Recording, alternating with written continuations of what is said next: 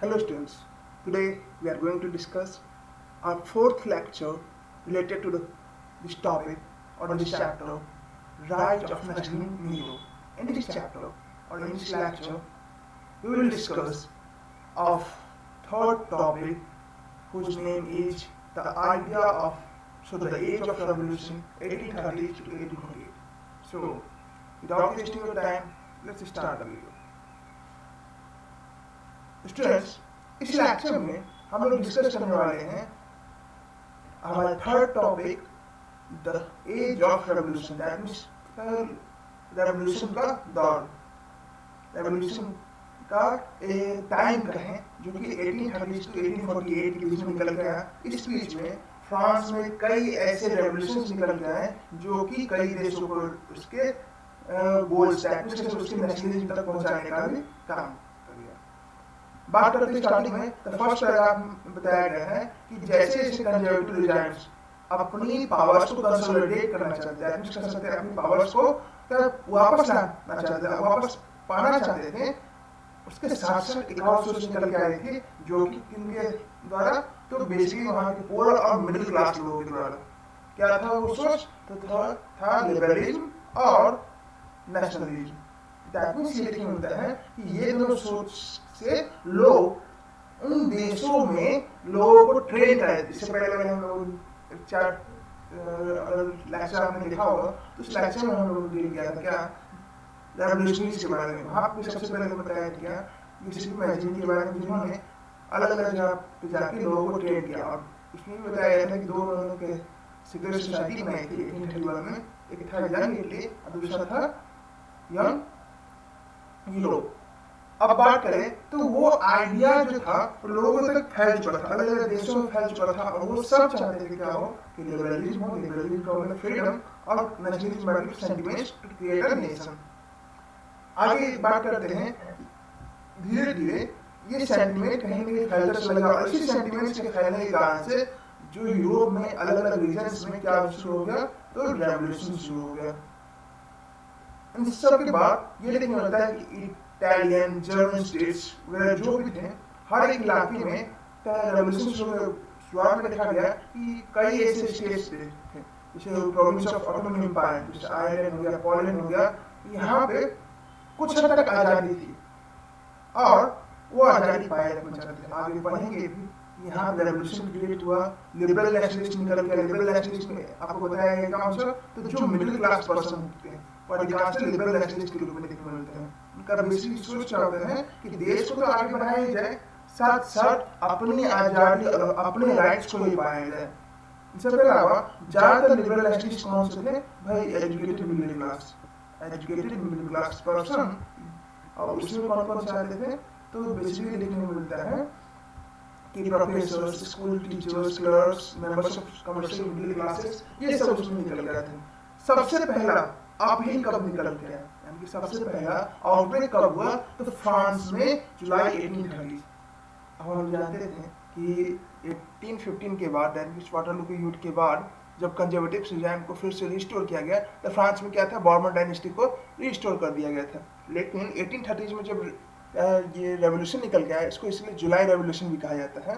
अक्सर क्वेश्चन पूछ लेता है कि what was the cause of July revolution, तो बेसिकली कह सकते हैं कि वहाँ पे लोग जो थे वो लिबरलिज्म और नेशनलिज्म के सेंटिमेंट्स के साथ आगे बढ़े। उनको जो दिक्कतें हो रही थी, इस कारण से उन्होंने मोनार्च को हटाने की सोची, और यहाँ से निकल के आया लिबरल रिवोल्यूशनरीज जो इंस्टॉल करे थे एक कॉन्स्टिट्यूशनल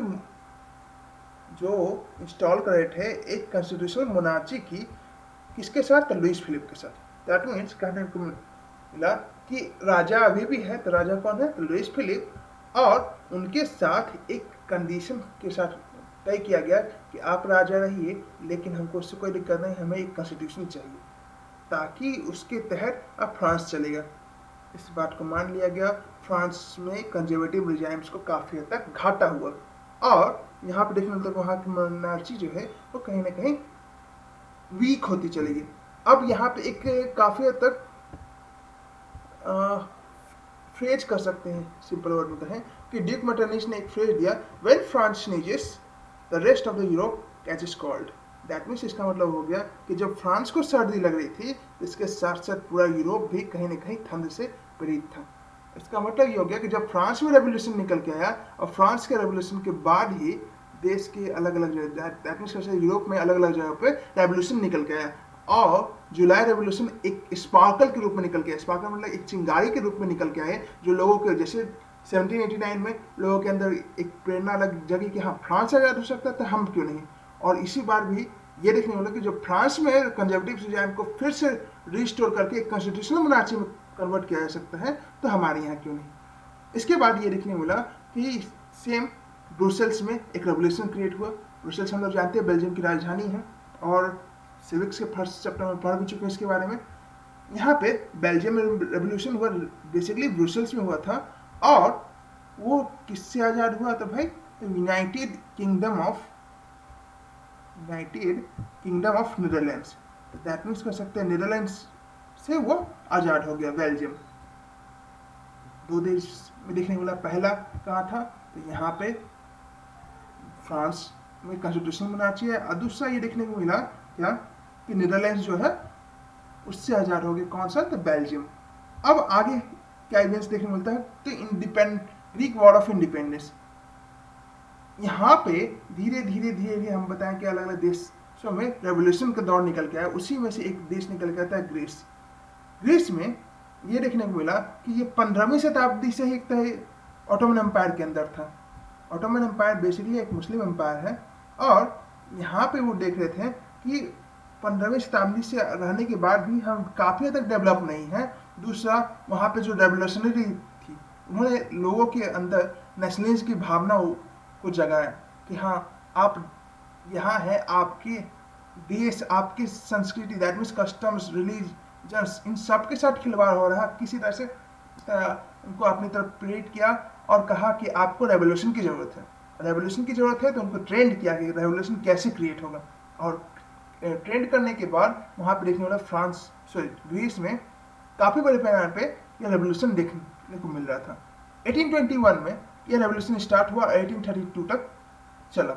इस रेवोल्यूशन में सबसे बड़ा नाम निकल के आता है लॉर्ड बायरन का। आप देखिएगा यहाँ पे ये the English poet Lord Byron.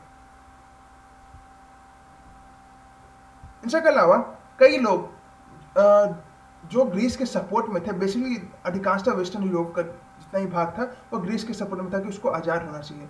कई पोएट्स, कई आर्टिशियंस, उनका कहना था कि ग्रीस जो है वो क्या है, the lauded Greece at the cradle of European civilisation.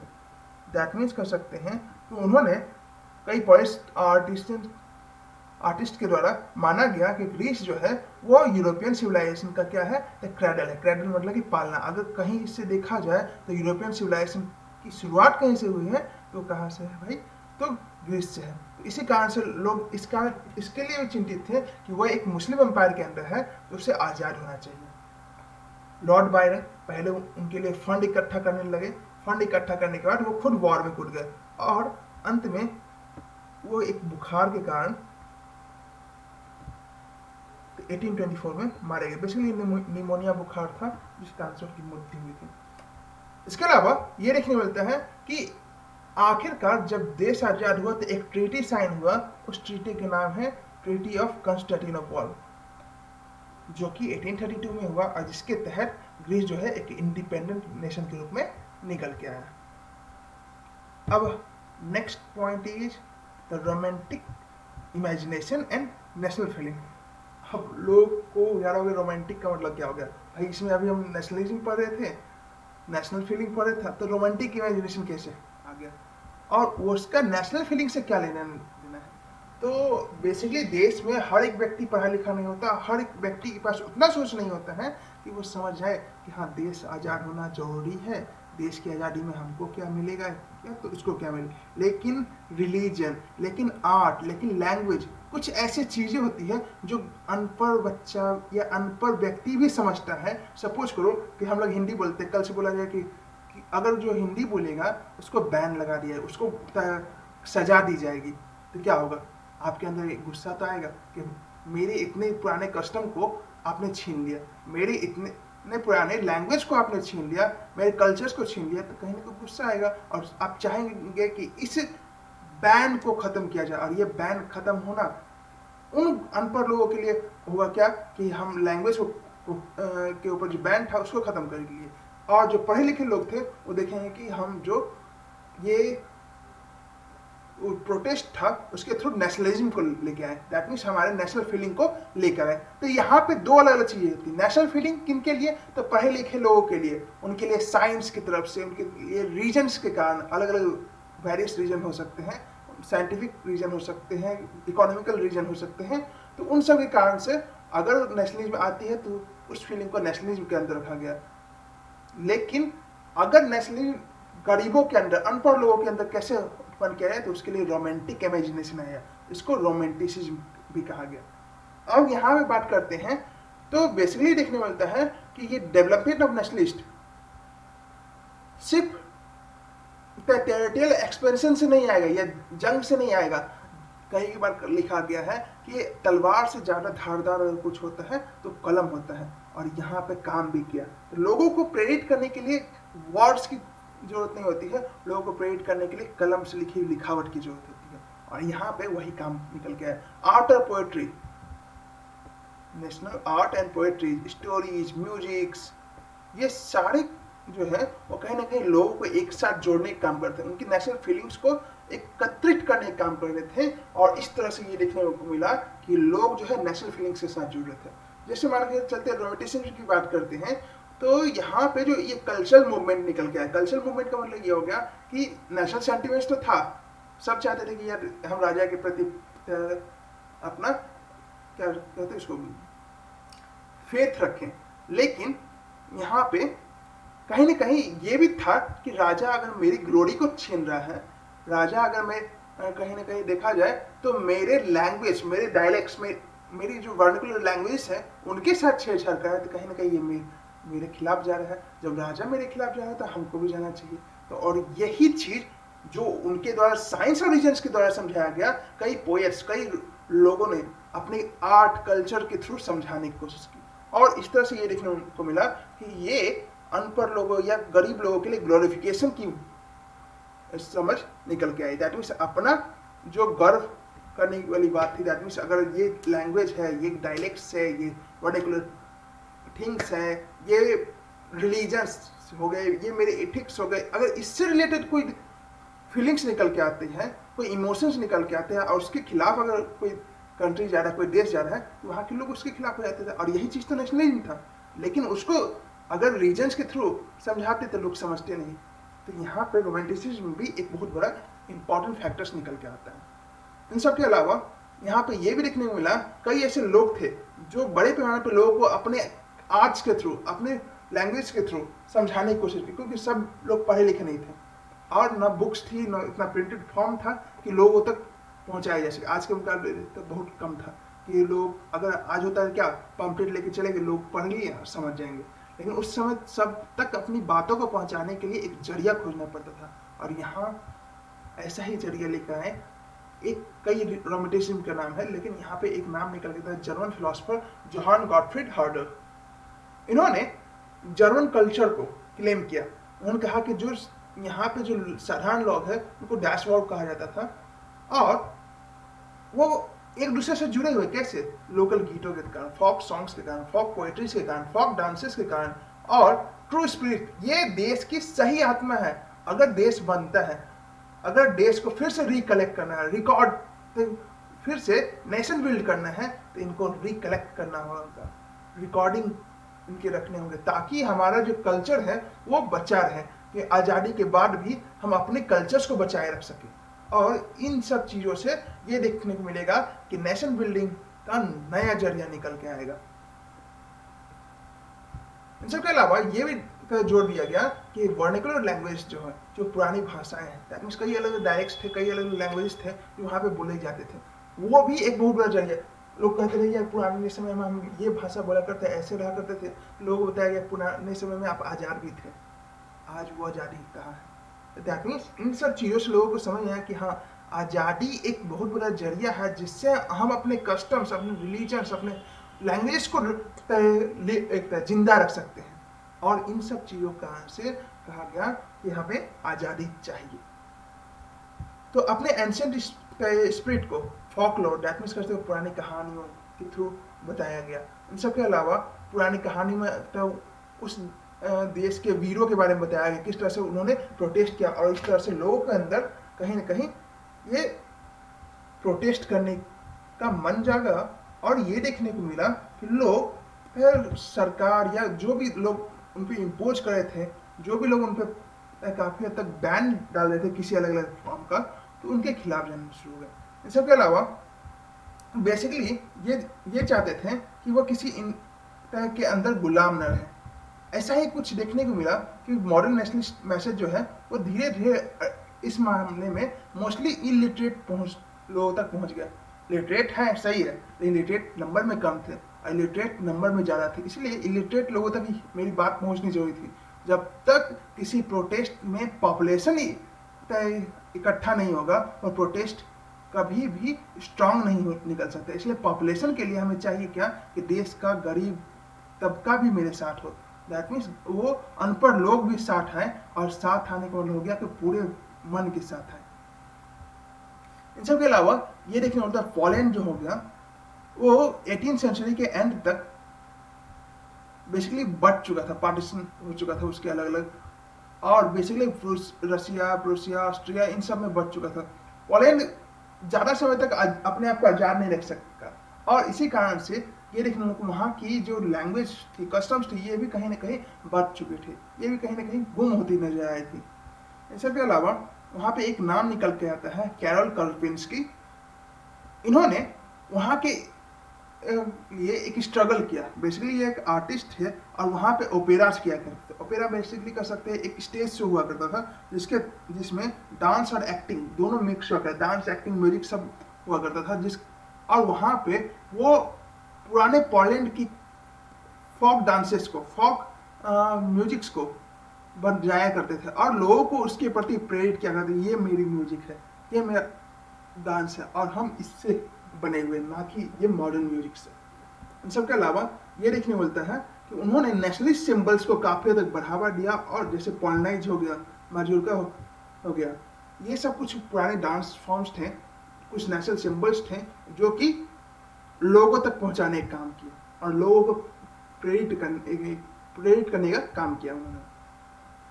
Language भी काफ़ी इंपॉर्टेंट रोल अदा करता है जब कोई देश आज़ाद होने की सोचता है। ऐसा ही एग्जाम्पल निकल के आता है, रशिया जब पोलैंड पे कब्जा किया, कब्जा करने के बाद उन्होंने एक इम्पोज किया, दैट मीन्स करने को ये हो गया, एक बैन लगाया कि आप स्कूल्स वगैरह में पॉलिश भाषा का यूज़ नहीं कर सकते, रशियन भाषा का यूज करना है। दैट मीन्स वहाँ की लैंग्वेज को पहले ही खत्म करने की कोशिश की जा रही थी और ख़त्म किया जाना शुरू हो गया। दूसरा हो गया कि चर्चेस में पादरियों को कहा गया, दैट मीन्स उनके फादर्स को कहा गया कि आप अगर प्रेयर कराना है तो रशियन में कराइए, पॉलिश में नहीं होगा। और इन सब चीज़ों के कारण से लैंग्वेज वहाँ का एक नेशनल प्रोटेस्ट का हिस्सा बन गया कि जिसको भी सरकार के खिलाफ जाना होता था वो पॉलिश भाषा बोला करता था, और जनरली जो पॉलिश भाषा बोला करता था उनको काफ़ी ये बड़ी सजाएं दी जाती थी, काफ़ी डिटेन किया जाता था। कई बार तो जो पॉप्स वगैरह हुआ करते, पॉप्स दैट मीन्स कर सकते हैं वहाँ के जो पादरी हुआ करते थे बड़े बड़े, उन्होंने सरकार के खिलाफ जाने के लिए पॉलिश भाषा को बड़े पैमाने पर यूज करना शुरू कर दिया, और इस कारण से कई पादरियों को जेल में रखा गया, या कई युवकों को तो साइबेरिया भेज दिया गया, एक तरह से काला पानी की सजा के लिए। और यहाँ पे एक तरह से कह सकते हैं ये polish, the use of polish came to be seen as a symbol of the struggle against Russian dominance. That means Russian dominance के against एक symbol निकल के आ गया, क्या? The Polish language. अगला टॉपिक है hunger, hardship and popular revolt.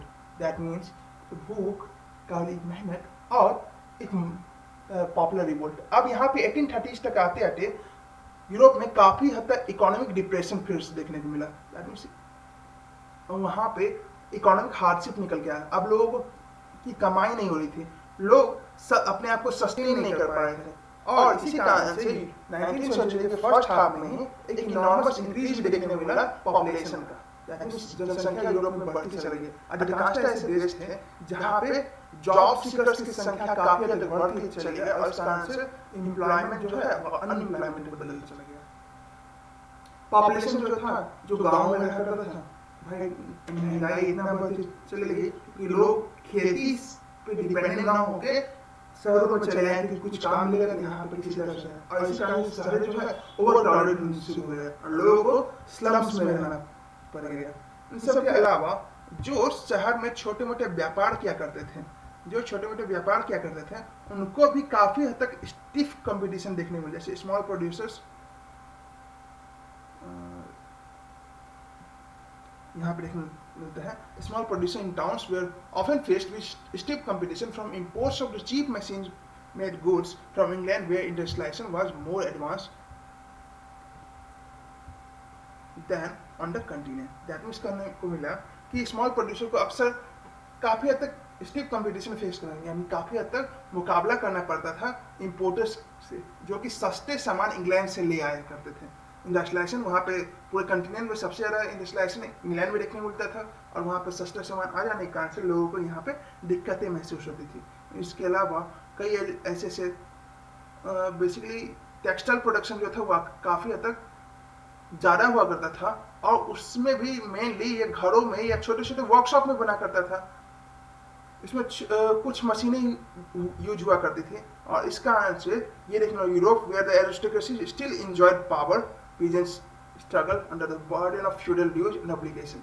यहाँ पे ये देखने मिलता है कि इतना हार्डशिप के कारण लेकिन पैसे नहीं आ रहे थे, इतना कड़ी मेहनत के बाद भी पैसे नहीं आ रहे थे। इस कारण से वहाँ पे जो किसान थे, जो बिजनेसमैन थे, उन्होंने वहाँ के राजाओं के खिलाफ प्रोटेस्ट कर दिया। इसके अलावा ये भी देखने को मिला कि अक्सर फ्यूडल ड्यूज, दैट मीन्स कर सकते हैं फ्यूडल ड्यूज को यहाँ पे सिंपल वर्ड में कहें तो लगान, एक तरह से कहा जाए कि बर्डन ऑफ फ्यूडल ड्यूज और ऑब्लिगेशन, कई तरह की पाबंदियाँ थी, उन सब के कारण से पीजेंट्स जो है अक्सर स्ट्रगल किया करते थे। इसके अलावा बढ़ती भोजन की महंगाई, दैट मीन्स यहाँ पे ये देखने को मिला कि भोजन की बढ़ती महंगाई के कारण वहाँ पे रहने वाले लोगों का जीवन काफी तक दुर्भर हो चुका था। इन सब के अलावा ये भी देखने को मिला कि शहरों में महंगाई बढ़ती चली गई और बैड हार्वेस्ट यानी कि बुरी फसल के कारण से पूरे देश में कंजूसी का माहौल छा गया। पॉपुलेशन मतलब कंजूसी होता है कि किसी के पास पैसा नहीं था कि खर्च कर सके। 1848 में एक ऐसा साल निकल के आया जहाँ पे भोजन की कमी पूरे पैमाने पर फैलती चली गई, अनएम्प्लॉयमेंट काफी हद तक बढ़ चुका था। इस कारण से जो पॉपुलेशन थी वो सड़कों पे आ गई। सड़कों पे आने के बाद वहाँ पे barricades were erected, that means यहाँ पे पूरी तरह से चारों तरफ ये नए बैरिकेड्स बना दिए गए, बाड़े बना दिए गए, पाबंदियां लगा दी गई और लुइस फिलिप को मजबूरन वहाँ से भागना पड़ा।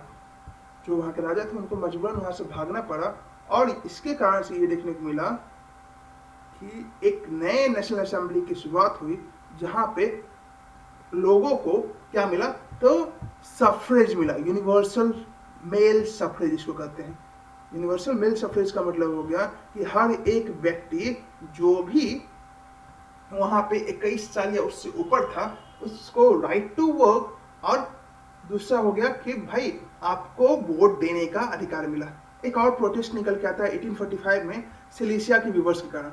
विवर्स मतलब कि बुनकर जो थे उनके द्वारा एक प्रोटेस्ट निकल के आता है। ये प्रोटेस्ट बेसिकली वहाँ के कॉन्ट्रैक्टर से खिलाफ था जो उनको काम करने का कॉन्ट्रैक्ट दिया करते थे। पहले क्या होता था कि उनको जब कॉन्ट्रैक्ट दिया गया तो उसने कहा कि चलिए आपको इस रेट पे आपसे सामान किना जाए। जब सामान बन जाता था, बनने के बाद वो कहते थे नहीं, मार्केट में इतना पैसा नहीं कि आपको इतने रेट पे खरीदा जाए, इतने रेट पे देना दीजिए वरना नहीं दीजिए।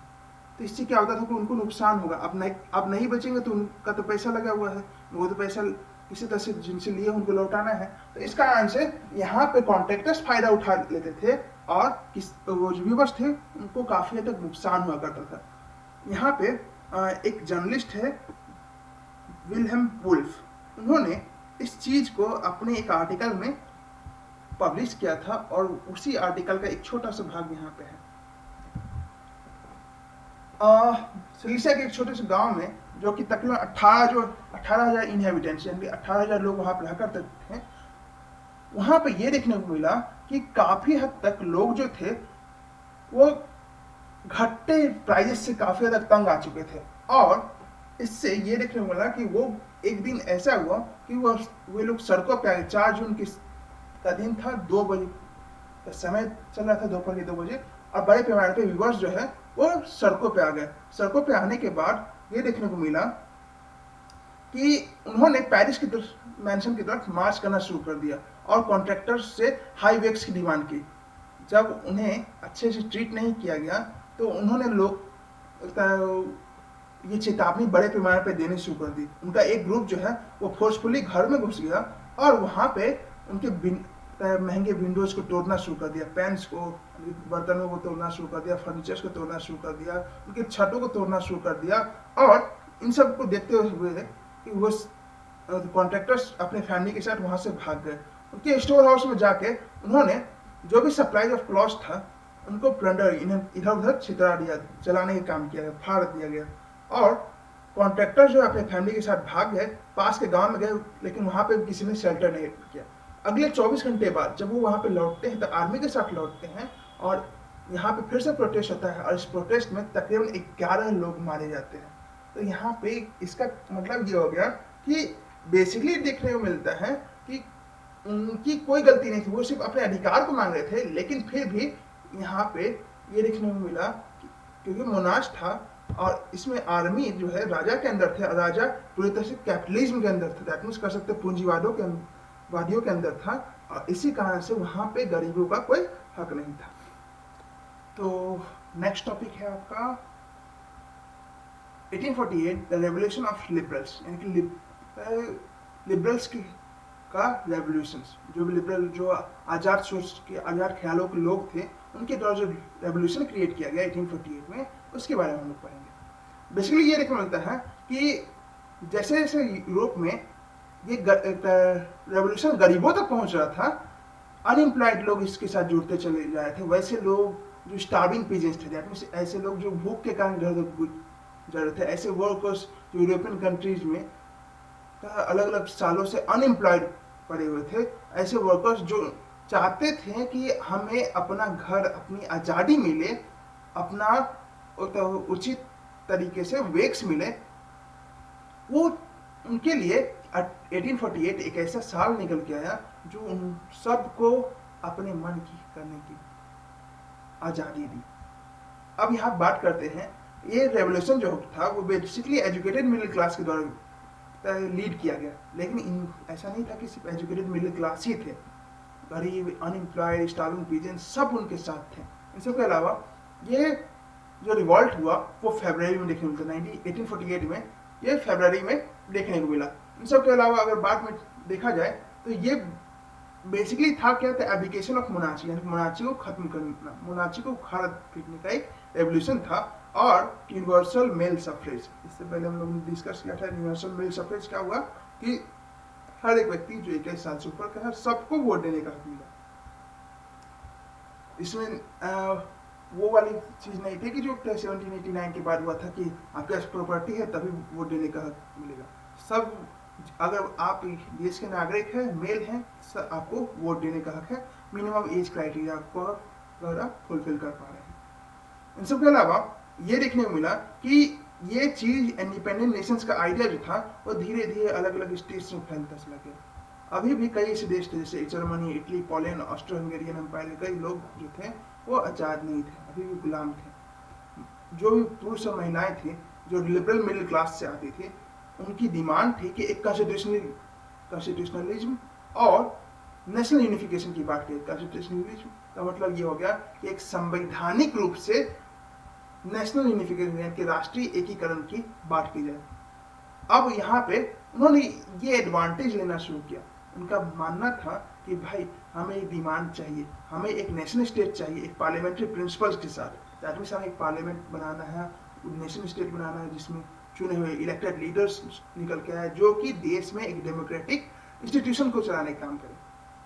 एक कॉन्स्टिट्यूशन को फॉर्म किया जाए और freedom of press and freedom of association की बात की जाए। दैट मींस प्रेस को आज़ादी मिले और अलग अलग पार्टीज को बनाने, अलग अलग ट्रेड यूनियंस को बनाने की आज़ादी भी मिलनी चाहिए। जर्मनी की बात की जाए तो यहाँ पे जर्मनी एक बड़े पैमाने पे वहाँ पे एक लार्ज नंबर पॉलिटिकल एसोसिएशन जो थे, उसमें मिडिल क्लास प्रोफेशनल्स थे। मिडिल क्लास प्रोफेशनल्स का मतलब हो गया कि बिजनेसमैन, कई आर्टिसंस थे, ये सब मिलके फ्रैंकफर्ट सिटी, दैट मीन्स कह सकते हैं जर्मनी का एक काफ़ी विकसित शहर फ्रैंकफर्ट में डिसाइड किया कि वो ऑल जर्मन नेशनल असेंबली के लिए वोटिंग करवाएंगे। वहाँ पे वोटिंग हुआ 18 मई 1848 को। 831 इलेक्टेड रिप्रेजेंटेटिव, दैट मीन्स पूरे जर्मनी में इलेक्शन हुआ और उससे 831 इलेक्टेड मेंबर्स चुने गए। सभी मेंबर्स ने मार्च किया कहाँ पे, तो फ्रैंकफर्ट पार्लियामेंट को बनाने के लिए, दैट मीन्स जर्मनी के पार्लियामेंट को बनाने के लिए। और वो सभी एक मीटिंग प्लेस पे मिले। उस मीटिंग प्लेस का नाम क्या था, ये चर्च ऑफ सेंट पॉल। यहाँ पे देखते हैं सेंट पॉल के चर्च में वो सारे आके मीटिंग किए। उन्होंने एक कॉन्स्टिट्यूशन को ड्राफ्ट किया, जर्मन नेशन को बनाने की, यानी जर्मनी को बनाने का काम किया। और कहा गया कि हमें एक कॉन्स्टिट्यूशन मोनार्ची की जरूरत है, पूरी तरह से डेमोक्रेसी की जरूरत नहीं है। और यहाँ पे उन्होंने इस मोनार्ची का हेड किसको रखा, दैट मीन्स एक राजा को चुना। और वो राजा कौन थे, तो फ्रेडरिक विलियम फोर्थ, जो कि प्रूसिया के राजा थे। लेकिन उन्होंने उसको इनकार कर दिया, ही रिजेक्टेड, यानी कि उन्होंने नेशनल असेंबली को रिजेक्ट कर दिया। और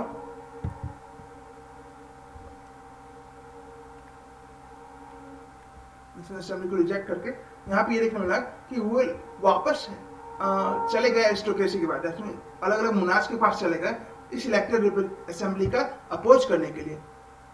वहां पे जब देखने को मिला धीरे धीरे अपोजिशन शुरू हुआ, एरिस्टोक्रेसी बाहर निकल के, मिलिट्री कुछ स्ट्रांग होनी शुरू हो गई, तो वहां पे पार्लियामेंट जो है उसमें कहीं ना कहीं रुकावट देखने को मिली, उसके खिलाफ कहीं ना कहीं आवाजें उठनी शुरू हो गई।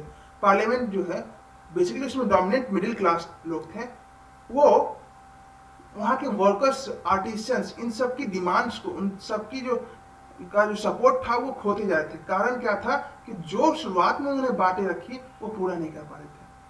और इसी कारण से जब सपोर्ट खोता चला गया तो अंत में क्या हुआ कि ट्रूप्स आए, उन्होंने असेंबली को खत्म किया और वहाँ पे फिर से मोनार्च को शुरू कर दिया।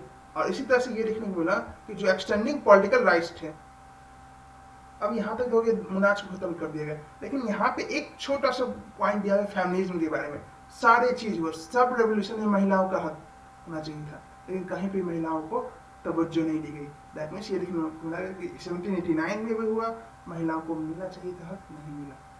इसके बाद 1848 में भी होना चाहिए था, नहीं मिला। हर एक प्रोटेस्ट में पुरुषों के साथ साथ महिलाएं भी उनका साथ दी। गरीब महिलाएं भी प्रोटेस्ट में आगे निकल के आए, लेकिन पुरुषों को तो हक मिल गया, लेकिन कहीं महिलाओं को हक नहीं मिला। और इसी कारण से महिलाओं ने फेमिनिस्ट मूवमेंट शुरू किया। फेमिनिस्ट मूवमेंट क्या था कि बेसिकली यूनिवर्सल एडल्ट फ्रेंचाइज को मेंटेन करने के लिए, right to property for the women, ये उनका आइडिया था। इन सब के अलावा ये भी देखने को मिला कि वहाँ पे जो लोग थे उन्होंने कई महिलाओं ने मिलके न्यूज़पेपर्स एसोसिएशन और अलग अलग पॉलिटिकल मीटिंग्स को बनाने का काम किया, डेमोन्स्ट्रेट करने का काम किया। बेसिकली उनका मेन आइडिया ये था कि वो महिलाओं के पावर्स को भी दिखा सके। और कहीं ना कहीं ये देखने को मिलेगा कि अगर हम लोग समाज में पुरुषों के मुकाबले से उनके साथ कदम मिलाएंगे तो कभी न कभी ऐसा मौका आएगा कि वो हमारी तरफ देखेंगे और कहेंगे हाँ ये भी तो हमारे साथ है, इनको भी तो हक मिलना चाहिए। लेकिन अक्सर उन्हें डिनाई किया गया, लेकिन इनको नकारा गया, उनको वैसे हक नहीं दिए गए। और ये सच बात नहीं थी। 1848 में आज़ाद होने के बाद जब ये फ्रांस, उसको महिलाओं को हक देने के लिए, फुल्ली पॉलिटिकल राइट्स, फुल्ली ये वोटिंग राइट्स देने के लिए तकरीबन 98 ईयर्स लग गए। यानी कि 1846 में जाके महिलाओं को फुल पॉलिटिकल राइट्स मिले। और इस पॉइंट के साथ ही मेरे इस टॉपिक का भी एंड होता है। In the next lecture we will discuss